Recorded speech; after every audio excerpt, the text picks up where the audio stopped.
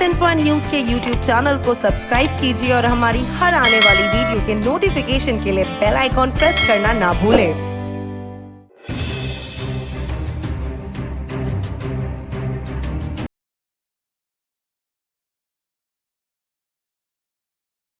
नमस्ते सबको नमस्ते जो सुन रहे हैं। तो ये जो टीकाकरण की बात कर रहे हैं, कोविड-19 का जो टीका है, वायरस के प्रति प्रतिरक्षा प्रतिक्रिया, जिसे रोग प्रतिरोधक क्षमता भी कहते हैं या इम्यूनिटी कहते हैं, इसको विकसित करने के परिणाम स्वरूप बीमारी से सुरक्षा प्रदान करती है।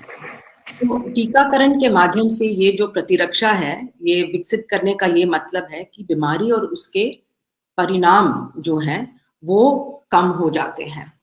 तो अभी आपने जो प्रश्न किया कि 1 डोज लगाने के बाद भी लोगों को हो रहा है या 2 डोज लगाने के बाद भी हो रहा है, तो ये पहले समझना जरूरी है कि जो वैक्सीन अभी उपलब्ध है उसमें 2 डोजेस की जरूरत है और 2 डोज लगाने के 2 हफ्ते लगते हैं। उसके बाद जो पूरा हमारे शरीर में ये प्रतिरोधक क्षमता बन जाती है।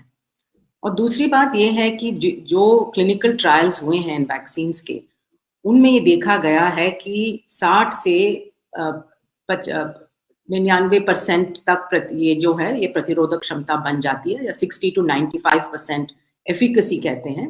तो जरूर इसमें कुछ चांसेस हैं कि दो डोज लगने के बाद भी संक्रमित हो सकते हैं, बट ये बहुत कम हो जाता है। तो जैसे आईसीएमआर ने ब्रेक थ्रू इन्फेक्शंस के बारे में बताया अभी कुछ दिन पहले, जो भारत के आबादी का डेटा निकाल के उन्होंने ये आंकड़े रखे कि 10,000 लोग जो टीका लगा चुके हैं उसमें 2 या 3 या 4 लोग 2 टीके लगाने के बाद भी संक्रमित हो सकते हैं कोविड-19 से।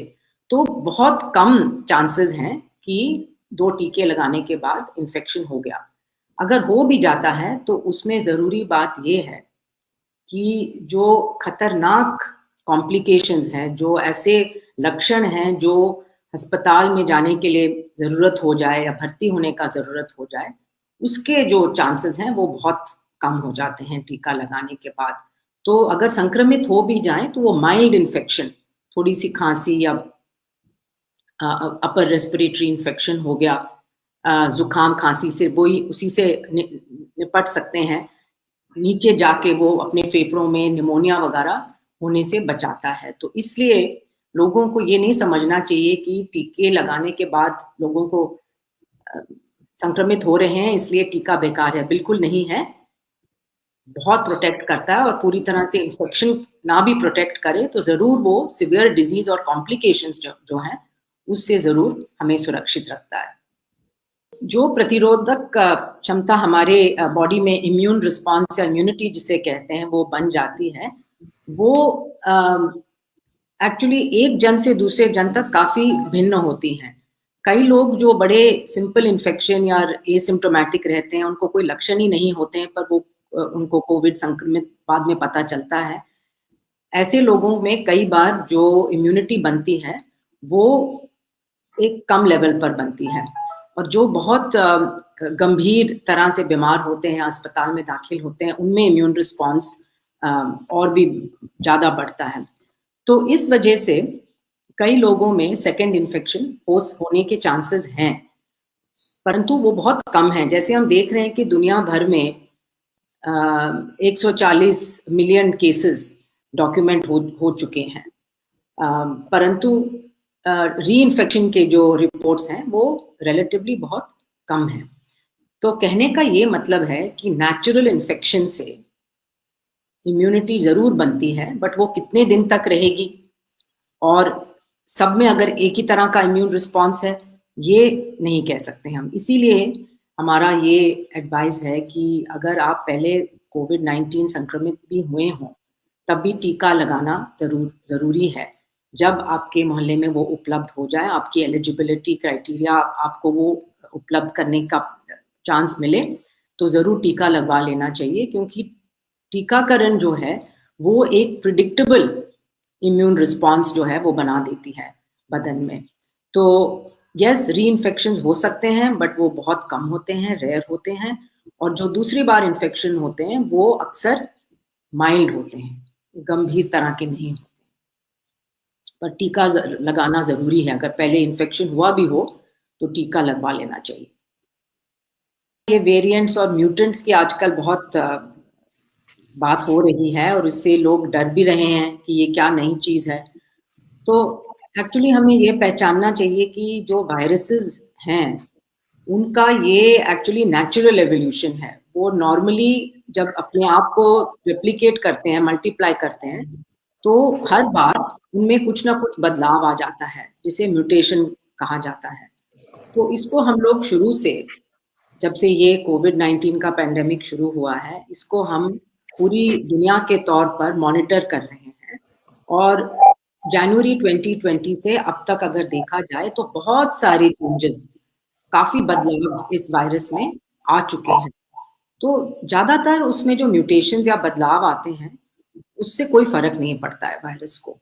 कुछ म्यूटेशंस ऐसे होती हैं जो वायरस को कुछ एडवांटेज दे देती हैं, जैसे कि अभी ये 2 डबल म्यूटेंट की जो बात हो रही है उससे घबरा क्यों रहे हैं लोग कि ये जो म्यूटेशंस हैं ये दूसरे वेरिएंट्स में भी पाए गए हैं। जैसे उनमें से एक जो है वो साउथ अफ्रीका के वेरिएंट ऑफ कंसर्न में पाया गया था और उससे वैज्ञानिकों ने ये देखा है कि जो वायरस हमारे रेस्पिरेटरी ट्रैक्ट में जाता है, नाक और मुंह से अंदर जाता है, हमारे जो सेल्स हैं उसमें ACE2 रिसेप्टर करके एक रिसेप्टर होता है जिसके ऊपर वो जाके बाइंड कर लेता है वायरस। तो ये जो नया म्यूटेशन E484 जिसको कहते हैं, उससे ये ऐसा बदलाव लेके आया है उस स्पाइक प्रोटीन पर जो और भी आसानी से वो हमारे सेल्स के ऊपर जुड़ जाए। तो इससे क्या इफेक्ट क्या है, उससे जो है इन्फेक्टिविटी बढ़ जाती है, वो और आसानी से फैल सकता है। और कुछ जो स्टडीज ब्रिटेन में, यूके में, साउथ अफ्रीका में हुए थे उन वेरिएंट्स के साथ, उनसे ये पाया गया था कि ये जैसे अगर एक व्यक्ति दूसरे व्यक्ति को इन्फेक्ट कर सकता है, इसमें 1.5 या 2 टाइम ज्यादा बढ़ जाता है इसका इन्फेक्टिविटी। तो इसका मतलब सिर्फ यही है कि, परंतु और कोई चीजें जो हैं जैसे उसका ट्रांसमिशन का रूट वो सब नहीं बदला है। ये भी संभावना है कि कुछ म्यूटेशंस ऐसी हैं जो एंटीबॉडीज का काम जो है वो कम कर देती है। तो जैसे नेचुरल इन्फेक्शन के बाद जो हमारे शरीर में एंटीबॉडीज बनती हैं या टीकाकरण के बाद जो बनती हैं, वो वायरस को बाइंड करती हैं, परंतु इस म्यूटेशन से वो थोड़ा उसका इफेक्ट कम कर देती है।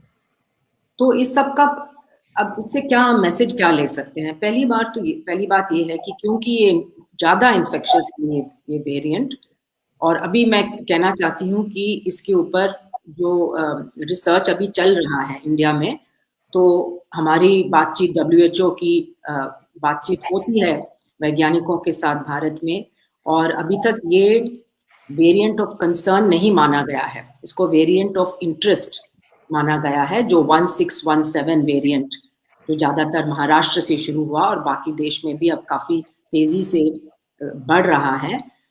वो वेरिएंट ऑफ कंसर्न उसको तब बोलेंगे जब वो उनके जो एक्सपेरिमेंट्स चल रहे हैं, रिसर्च चल रहा है, वो उसमें रिजल्ट आएंगे। तो लोगों को प्रिकॉशंस वो ही लेनी है जो पब्लिक हेल्थ मेजर्स जिसे कहते हैं, जैसे कि अभी डॉक्टर गुलेरिया बता रहे थे, अगर बुखार खांसी जुकाम हो तो आइसोलेट करें अपने आप को, घर पर रहें, सब लोग मास्क पहने रहें, बाहर जाते वक्त जरूरी है सब मास्क पहने, और अगर एक कमरे के अंदर लोग मिल रहे हैं ऐसे जगह में मिलें जहाँ पे बिल्कुल अच्छी हवा, वेंटिलेशन हो, जहाँ पे दरवाजे और खिड़की खुला रख सकें। और अगर कभी ऐसे जगह में जाना हो जहाँ पे कुछ बंद वातावरण है तो मास्क या डबल मास्क भी पहन लें अपनी सुरक्षा करने के लिए और औरों की सुरक्षा के लिए। तो जो पब्लिक हेल्थ मेजर्स हैं वो कुछ बदले नहीं हैं, और जैसे जैसे टीकाकरण बढ़ेगा और लोगों में इम्यूनिटी बढ़ेगी तो डेफिनेटली वो इन्फेक्शन रेट कम होगा। अभी तक हमें यही मानते हैं कि आजकल जो टीके इस्तेमाल किए जा रहे हैं वो अभी भी इफेक्टिव हैं वेरिएंट्स के लिए। अगर एंटीबॉडीज कुछ ज्यादा बन जाए तो और भी इफेक्टिव हैं, और जो जैसे हमने कहा जो गंभीर परिणाम हैं इस संक्रमण के, जैसे निमोनिया है, हॉस्पिटलाइजेशन है, मृत्यु है, वो ज़रूर ये टीके जो है वो कम कर रही हैं। तो जब ये पैंडेमिक शुरू हुआ था तो काफ़ी उत्सुकता थी कि कुछ ऐसे एंटीवायरल्स, रेमडेसिविर उनमें से एक था, बट और भी थे, जैसे इन्फ्लुएंजा के लिए पहले उपयोग होते थे फेविपिराविर वगैरह। तो इन सबको मतलब क्लिनिकल ट्रायल्स में डाला गया, जिसमें एक ग्रुप ऑफ मरीजों को दवाई मिलती है, दूसरे ग्रुप को दवाई नहीं मिलती है, स्टैंडर्ड ऑफ केयर देते हैं। तो WHO ने भी एक बहुत बड़ा मल्टी कंट्री क्लिनिकल ट्रायल किया था, जिसमें भारत भी शामिल हुआ था। 30 देशों में वो ट्रायल हुआ था और उसमें 2500 लोग जिनको रेमडेसिविर मिला था और 2500 लोग उसमें कंट्रोल ग्रुप में थे। तो उसमें हमने ये पाया कि रेमडेसिविर जो अस्पताल में भर्ती हैं, ऐसे मरीजों को अगर रेमडेसिविर 10 दिन के लिए दिया जाए इंट्रावीनसली, मतलब खून के अंदर सुई से, हमें ना मौतों में कोई फर्क मिला या डिटीरियोरेशन में, जैसे अगर कोई ऑक्सीजन पे नहीं था उसमें से कितने लोग ऑक्सीजन पे आ गए या कितने लोग वेंटिलेटर पे चले गए, उसमें भी कोई डिफरेंस नहीं था। और हॉस्पिटलाइजेशन के दिनों में भी कोई फर्क नहीं था। कुछ ऐसे छोटे स्टडीज हुए हैं, जैसे यूएस में एक स्टडी हुआ था जिसमें उन्होंने देखा कि रेमडेसिविर देने से हॉस्पिटल का ड्यूरेशन कुछ कम कर सकते हैं। जैसे 8 दिन से उन्होंने देखा कि वो 6 दिन तक अस्पताल में रह के फिर डिस्चार्ज हो सकते हैं। तो इसका ये कंक्लूजन था हमारे ट्रायल का कि रेमडेसिविर हो सकता है कुछ अर्ली स्टेज में, जैसे जहाँ अर्ली मतलब जो पेशेंट अस्पताल में हैं बट उनको ऑक्सीजन अभी शुरू किया है, तो ऐसा एक छोटा ग्रुप हो सकता है जिसमें रेमडेसिविर शायद कुछ फायदा उससे हो, परंतु ज्यादातर पेशेंट्स में कोई ऐसे बहुत ड्रामेटिक इफेक्ट नहीं था। कोई लाइफ सेविंग ड्रग नहीं है ये। मुझे पता है कि लोग अभी बहुत डेस्परेट हो रहे हैं और रेमडेसिविर पाने के लिए। तो जैसे डॉक्टर गुलेरिया कई बार कह चुके हैं कि डॉक्टरों की प्रिस्क्रिप्शन पे ही होना चाहिए, जो पेशेंट भर्ती हैं अस्पताल में और जो ऑक्सीजन मिल रहा है उन्हीं को देना चाहिए। तो वो बहुत एक छोटा ग्रुप है जिसमें रेमडेसिविर कुछ काम कर सकता है, और बिल्कुल ऐसे जो घर पे हैं जिनमें सिम्टम्स बहुत, लक्षण बहुत माइल्ड हैं या जो बहुत सीरियसली इल हैं, तो उनमें भी ये काम नहीं करता है। तो इसलिए ये मेडिकल प्रोफेशनल्स को ही डिसाइड करना चाहिए, और अगर इस तरह से इसका इस्तेमाल हो तो मुझे लगता है कि कोई शॉर्टेज की नहीं होनी चाहिए भारत में। तो ये हमें समझना पड़ेगा कि ये वायरस कैसे फैलता है, और ये एक से दूसरे मानव के बीच में फैलता है, और उसको चाहिए कि लोग पास में हों, भीड़ में हों, और एक के पास एक हों, और जब हम खांसते हैं या बोलते हैं या छींकते हैं तो ये छोटे छोटे तरल कणों में फैल सकता है। और कुछ ऐसे वायरस जो है जो क्लोज्ड एनवायरनमेंट में है, अगर हम कमरे में हैं जहाँ पे हर चीज़ बंद हो, दरवाजे खिड़कियाँ बंद हो या एयर कंडीशनड एनवायरनमेंट हो, और उसमें एक संक्रमित जन हो और कई सारे और जन भी उस स्पेस को शेयर कर रहे हों, तब ये काफ़ी, दैट्स व्हाई वी सी कि जो हाउस होल्ड ट्रांसमिशन है, एक जन को हो जाए तो बाकी जनों का होना चांसेस बहुत ज़्यादा हैं। या जो लोग साथ में काम करते हैं, एक ही जगह में काफ़ी टाइम अपने एक दूसरे के साथ स्पेंड करते हैं। तो इसको चेन ऑफ ट्रांसमिशन को तोड़ने के लिए ये ज़रूरी है कि ये जो लोगों की मिलजुलता है ये कम हो जाए। और जैसे डॉक्टर गुलेरिया कह रहे थे, पिछले कुछ महीनों में हमने देखा कि लोग बिल्कुल जैसे पैंडेमिक से पहले थे वैसे हो गए थे। मास्क भी हट गए थे, एक दूसरे के घर जाना, मार्केट जाना, भीड़ भड़ाई करना, स्पोर्ट्स फंक्शंस पे जाना, शादियों पे बहुत बड़े तरीके से मनाना, और मेलों में जाना, और हर चीज़ को। तो इससे ये हुआ कि वायरस को काफ़ी चांसेस मिल गए, काफ़ी भीड़ भाड़ में जो है वो बड़े आसानी से एक दूसरे से वो फैलने लगा, धीरे धीरे हो रहा था। और एक टाइम आया जिसमें वो एक्सपोनेंशियल ग्रोथ जो अब देख रहे हैं कि बहुत तेज़ी से वो बढ़ रहा है। तो अब हमें 1 साल से हम लोग ये देख रहे हैं, देश एक देश में हुआ, फिर दूसरे देश में, कई देशों में हम ये एक्सपीरियंस कर चुके हैं। तो इसलिए ज़रूरी है कि जो हमें माने जाने पब्लिक हेल्थ मेजर्स हैं, जो हम जानते हैं, जो काम करते हैं, जैसे कि मास्क पहनना, 2 गज की दूरी रखना, भीड़ों में नहीं जाना, अगर ज़रूरत नहीं है तो घर से बाहर ना निकलें, ओनली एसेंशियल सर्विसेज को चालू रखें, पब्लिक ट्रांसपोर्ट में भीड़ ना करें, हाथ धोएं अपना। तो अगर सब लोग इस जिम्मेदारी से ये पालन करेंगे तो अपने आप ही इन्फेक्शन कम होता जाएगा और लॉकडाउन की जरूरत नहीं पड़ेगी। परंतु जो लोकलाइज्ड रिस्ट्रिक्शंस हैं, कंटेनमेंट मेजर्स कहते हैं, वो लोकल सरकार को देख डेटा कि अगर एक एरिया में फैल रहा है तो वहां पे जाके क्या इंटरवेंशन कर सकते हैं। जैसे कि पिछले वेव में हमने देखा फीवर कैंप्स लगे थे, फीवर क्लिनिक्स, जहाँ पे जाके जल्दी से अपना टेस्ट करा सकें। कम्युनिटी आइसोलेशन सेंटर्स बने थे, क्योंकि कई लोग ऐसे रहते हैं घरों में जहाँ पे वो आइसोलेट नहीं कर सकते हैं। तो ये सरकार की तरफ से कुछ इंटरवेंशन ऐसे हो सकते हैं, जो कम्युनिटी आइसोलेशन सेंटर्स बने, जहाँ पे लोग आराम से जाके 2 हफ्ते के लिए आइसोलेट कर सकते हैं, आराम कर सकते हैं, उनको मेडिकल केयर भी मिलेगा और उसके बाद वो घर दोबारा लौट सकते हैं। जो कॉन्टैक्ट्स हैं, जैसे अगर मेरे घर में कोई संक्रमित हो तो मुझे अपने आप को आइसोलेट करना पड़ेगा 14 दिन के लिए, चाहे कुछ मुझे लक्षण हो या ना हो, क्योंकि एसिम्प्टोमेटिक ट्रांसमिशन भी हो सकता है। तो मुझे भी आइसोलेट, तो कॉन्टैक्ट्स को है जो क्वारंटीन कहते हैं 14 दिन के लिए, वो भी करना चाहिए। तो ये सारी जो चीजें हमने पिछले साल पहली वेव में बहुत अच्छी तरीके से इम्प्लीमेंट किया था, उसको दोबारा लाना अगर जल्दी से लेके आए तो फिर पूरी तरह के लॉकडाउन की जरूरत नहीं पड़ेगी, क्योंकि उससे हम जानते हैं कि काफी इम्पैक्ट हो जाता है ज्यादातर गरीब लोगों के ऊपर। तो अभी जैसे कि कुछ शहरों में वो शुरू हो गया है, तो हमें ये भी ख्याल करना पड़ेगा कि जो लोग डेली वेजेस पे हैं उनको खाने पीने के लिए इंतजाम उनके लिए किया जाए। ये जो वायरस है ये एक तरह से एयरबॉर्न है, तो लोग जो कहते हैं कि हवा में फैलती है, एक तरह से ठीक कह रहे हैं, परंतु ये बाकी जैसे मीजल्स का इन्फेक्शन है, जहां पर अगर कोई मीजल्स का केस एक कमरे में हो और वो चले जाएं कमरे से और थोड़ी देर बाद और कोई आ जाए तब भी उनको होने के चांसेस हैं, उस तरह की इन्फेक्शियस वायरस नहीं है ये। तो इसका जो R0 है, जो ट्रांसमिशन रेट है, ये इट इज अंडर 2 और इट्स अराउंड 2 to 2.5। ऐसे मीजल्स का हम देख के जाएं तो इट्स अराउंड 15 to 20, बहुत, और वो बहुत इन्फेक्शियस है। तो जो जितने भी आज तक स्टडीज हुई हैं उससे ये पता लगा है कि जो क्लोज कांटेक्ट है वो ही ज्यादातर रिस्क फैक्टर है इस कोविड-19 के फैलाव के लिए।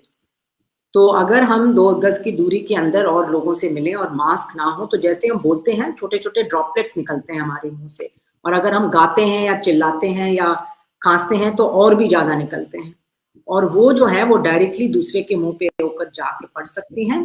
तो आंखों से नहीं दिखते हैं, वो बहुत माइक्रोस्कोपिक होती है, और वो जब हम अंदर सांस ले लें तो उससे इन्फेक्शन फैल सकता है। तो इसीलिए जो मास्क, अच्छी तरह से एक फिटिंग मास्क पहने लोग और दूरी रखें एक दूसरे के बीच में, वो बहुत जरूरी है। और अगर छोटे कमरे के अंदर कई लोग बैठे हों तो मास्क को पहना रखना चाहिए, और जहां तक हो अगर किसी से मिलना हो जरूरी तो बाहर मिलें, आउटसाइड एनवायरनमेंट में मिलें। अगर इंडोर एनवायरनमेंट में मिलना ही है तो खिड़की दरवाजे खुले रखें और मास्क पहन के बात करें, पर कुछ दिनों तक, जैसे मैंने पहले कहा, ओनली जरूरी चीजों के लिए घर से बाहर निकलें और जो काम घर से हो सकता है वो वहीं से करें। और दूसरी चीज मैं ये कहना चाहूंगी कि इस टाइम पर जो मानसिक संतुलन है उसको बनाए रखना बहुत जरूरी है, क्योंकि काफी पैनिक हो रहा है चारों तरफ, हम लोग बहुत डिप्रेसिंग सीन्स देख रहे हैं।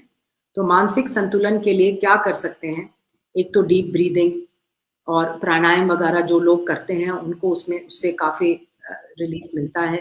दूसरा, जो दूसरों के साथ हम कनेक्ट रखें, जो लोगों से बात करें जिन पर आपका भरोसा करते हैं, जो आप एक दूसरे को मदद कर सकते हैं, अपने नजदीकी लोगों के साथ नियमित संपर्क में रहें और उनको बताएं कि आप कैसे महसूस कर रहे हैं। तो एक दूसरे से बात करना, जो सोशल कनेक्टेडनेस जिसे कहते हैं, फिजिकल डिस्टेंसिंग पर socially connected. Health info news के यूट्यूब चैनल को सब्सक्राइब कीजिए और हमारी हर आने वाली वीडियो के नोटिफिकेशन के लिए बेल आइकॉन प्रेस करना ना भूलें।